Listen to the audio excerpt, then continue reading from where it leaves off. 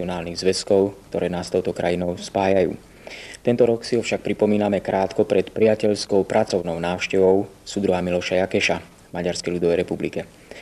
V predvečer štátneho sviatku svojej krajiny sa vám teraz prihovorí maďarský veľvyslanec v Československu. Vážení českoslovenští přátelé, náš lid oslaví dne 4. dubna výročí svého osvobození. Historický význam tejto osudovej události ani s odstupem času nestratil svoj záž.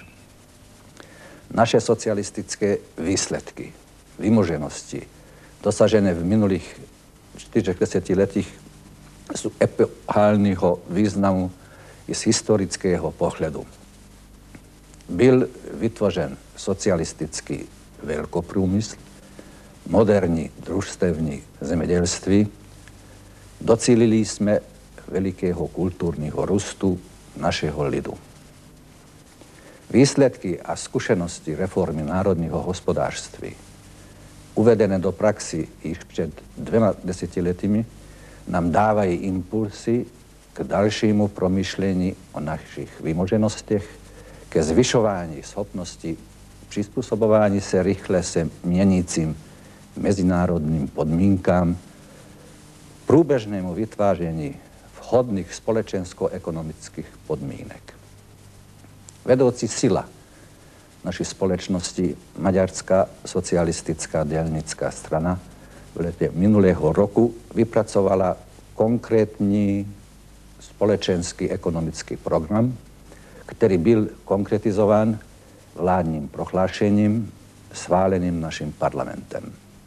Prvořadým naším úkolem je stabilizáce národního hospodářství, obnovení jeho dynamiky rozvoje a odstranění poruch jeho rovnováhy.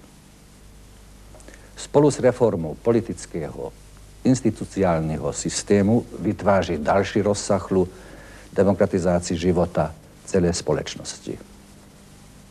Z hlediska řešení našich náročných úkolů se zájmem a s veľkými sympatiemi sledujeme proces přestavby rozvíjející se v sousední, přátelské Československé socialistické republice. Při řešení úkolů, který před námi stojí, myslíme v mnohých ohledech stejným nebo podobným způsobem. Přestavba, k níž dochází v našich zemích, je příznivou pro výmenu názoru, vzájemné poznávání, zkušenosti a prohlubování spolupráce. Styky našich zemí během uplynulých desetiletí socialistické výstavby se neustále obohacovaly, dosáhly vysoké úrovně a uplatňují se ve všech oblastech života. Společně se staráme o ochranu těchto hodnot a vyvíjíme společně úsilí pro jejich další rozvoj. Na všech úrovních a ve všech oblastech naší spolupráce sledujeme efektivní výkony, odpovídající požadavkům dnešní doby, posilující přátelství našich národů. V této souvislosti se s velkým očekáváním těšíme na setkání nejvyšších představitelů našich stran, které se uskuteční v nejbližších dnech v Budimpešti.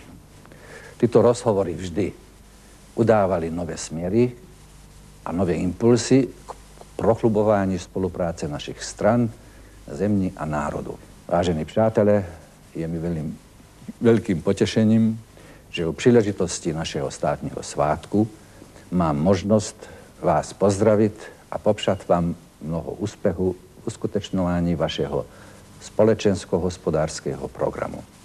Děkuji vám za pozornost. Vráťme sa opäť k mozaike dnešného dňa.